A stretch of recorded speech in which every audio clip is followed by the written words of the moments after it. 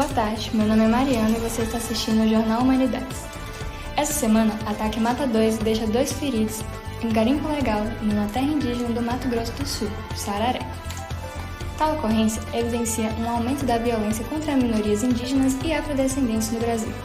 Recentes pesquisas e relatos apontam para uma escalada de conflitos e agressões direcionados a essas minorias, que afetam seu dia a dia de maneira alarmante. Seguimos com a reportagem de Raquel. É isso mesmo, Mariana. O genocídio indígena no Brasil existe desde a época da colonização, com forte presença do eurocentrismo, o que contribuiu fortemente para a perseguição e extermínio da população naquela época.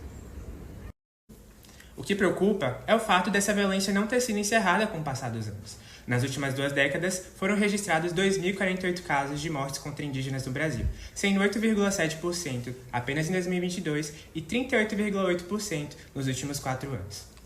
Obrigada, Dr. Henrique, pelo seu depoimento. Em 2022, foram 20 casos de violência sexual contra crianças, adolescentes e mulheres.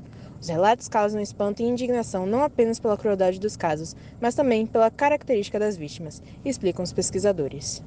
Semelhante às causas indígenas, os afro-brasileiros também sofrem com diversas sequelas deixadas pela colonização. A escravidão no Brasil foi uma prática que durou mais de 3 séculos e deixou diversas sequelas para os escravizados. De acordo com estudos do IBGE, mais da metade da população brasileira declarou já ter presenciado um ato de racismo.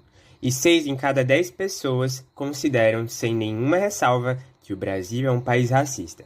Outros, 21%, concordam em parte com essa visão. Tais dados apenas reforçam que, mesmo após décadas da abolição da escravatura, em 1888, a falta da implementação de políticas efetivas de inclusão social para os ex-escravizados premeditou um futuro de violência e exclusão. Isso se deve não só à falta de suporte governamental, como também à participação ativa do Estado como agente segregador, visto que este trabalhou ativamente para barrar a inserção dos afrodescendentes na sociedade, como quando este incentivou a imigração de europeus para o Brasil para ocupar cargos no mercado de trabalho, sob a justificativa de que no Brasil não havia mão de obra qualificada, sendo que, por mais de 300 anos, a população afro-brasileira sustentou a economia do país. Realmente, há uma longa caminhada pela frente. Mas a seguir, após o intervalo, veremos como essa caminhada está sendo feita e como a comunidade afro-brasileira e das minorias indígenas do Brasil estão lutando e conquistando seus direitos cada dia mais. Cansado de se vestir da mesma forma? Básico. E se sentir invisível nos ambientes em que você vai? Sempre xoxo, manco, capenga. Como mudar isso? Bom, eu acho que eu tenho a solução que você precisa. Venha para Tchelica Ripilica. Somente aqui você encontrará o que você precisa. Roupas neon de qualidade que farão você se destacar na sociedade.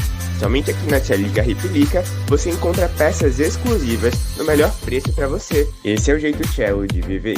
Venha para Tchelica Ripilica.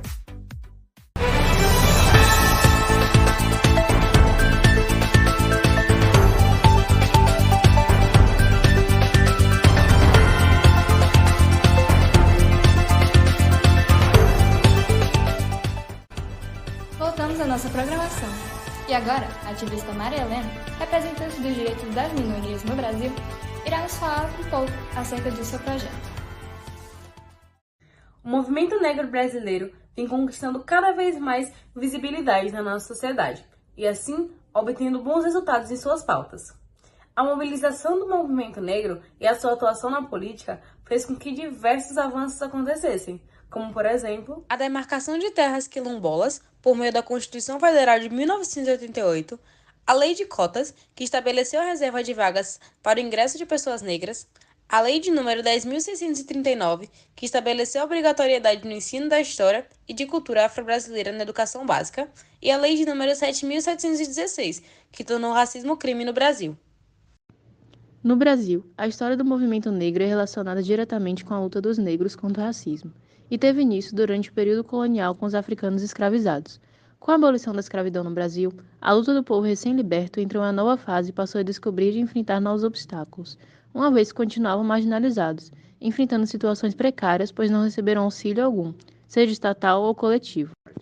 Situações de discriminação cultural do samba, capoeira, axé e suas práticas religiosas, além do preconceito, motivaram o surgimento de diversos clubes negros, que procuravam combater o racismo, grupos que mais tarde se tornaram meio de denúncia do racismo no Brasil.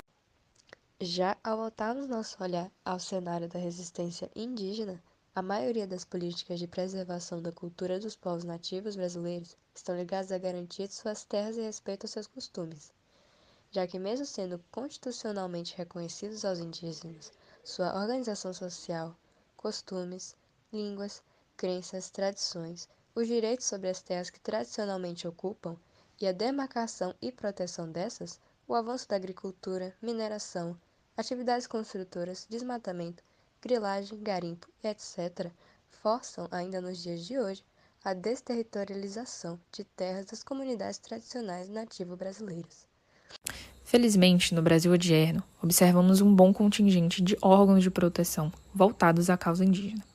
A OPAN, Operação Amazônia Nativa, por exemplo, é a primeira organização não governamental do Brasil de cunho indigenista. Surgiu em 1969, no Rio Grande do Sul, com função de fortalecer o protagonismo indígena no cenário regional, valorizando sua cultura, e qualifica práticas autônomas e sustentáveis de seus recursos naturais. O CTI, Centro de Trabalho Indigenista, que foi fundado em 1979 em Brasília por antropólogos indigenistas, tem como marca de sua identidade a atuação direta em terras indígenas, a partir de demandas locais, visando contribuir para o controle efetivo de seus territórios por parte dos que realmente o habitam. Já a CCPY, Comissão Pró Yanomami, foi criada em 1978 e é uma organização não governamental brasileira sem fins lucrativos, dedicada à defesa dos direitos territoriais, culturais e civis dos Yanomami. Seu primeiro objetivo foi lutar pela demarcação da terra indígena Yanomami. Para isso, dedicou-se a uma longa e ampla campanha nacional e internacional. Por fim, o ISA, Instituto Socioambiental, é uma associação também sem fins lucrativos, qualificada como organização da sociedade civil de interesse público desde 21 de setembro de 2001. Fundado em 22 de abril de 1994, o ISA foi criado para propor soluções que incluam questões sociais e ambientais, além da defesa do patrimônio cultural construídos por tais. A seguir, após o intervalo, veremos a conquista da professora baiana Juniane Barreto, que foi presenteada com espaço na Academia Brasileira de Letras.